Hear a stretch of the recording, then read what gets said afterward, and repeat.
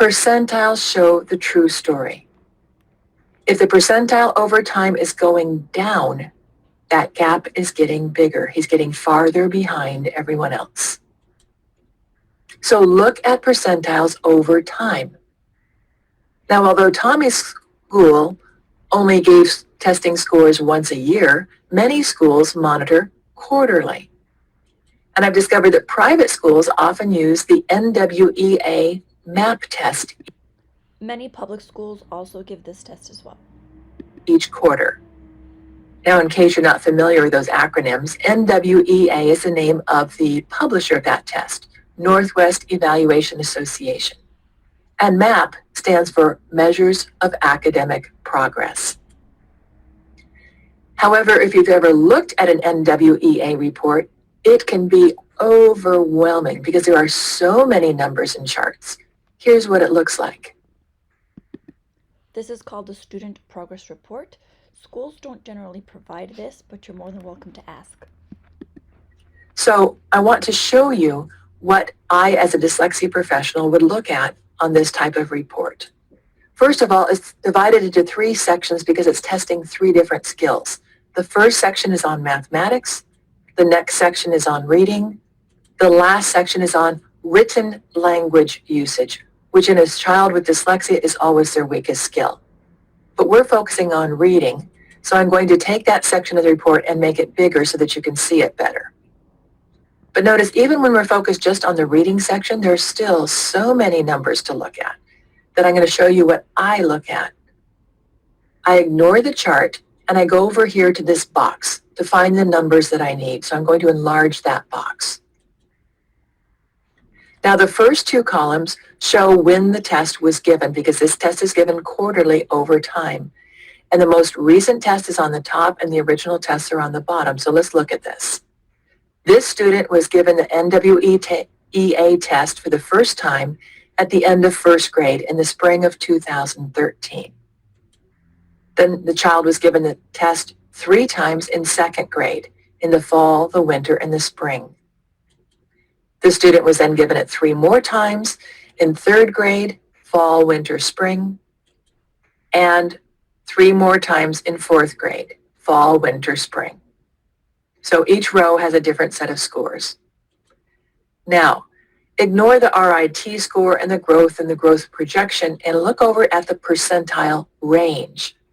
But ignore the word range. The student's actual percentile on that test is the middle one, the one that is in bold. And then look at the trends over time. I'm going to start at the bottom because at the spring of 2013, when he's at the end of first grade, his percentile range looked pretty good, 57th percentile. It's a little bit above the middle of that bell curve. But when he started second grade, it had fallen to the 7th percentile. He started getting some intervention. It came up a little bit in the winter to 13th percentile and then fell to 8th percentile at the end of the year. In third grade, he was still in the RTI process. It had fallen to the 5th percentile, then the 4th percentile, then the 2nd percentile. And it finally started coming up somewhat in 4th grade. Now, sometimes looking at every quarter can be overwhelming, so you can just look at percentiles over time. If you want to, you can just look at the end of the year. At the end of first grade, he was at the 57th percentile. At the end of second grade, he had dropped to the 8th percentile. At the end of third grade, he had dropped to the 2nd percentile, despite being in the RTI process and getting lots of intervention.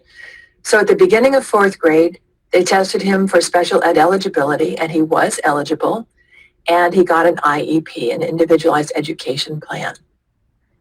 Now, as part of testing to qualify for an IEP, they did give him an IQ test. And I want you to know this is not a child who has an IQ problem. His IQ tested at 110. So let me show you where that is on a bell curve, because an IQ test is also a normed standardized test.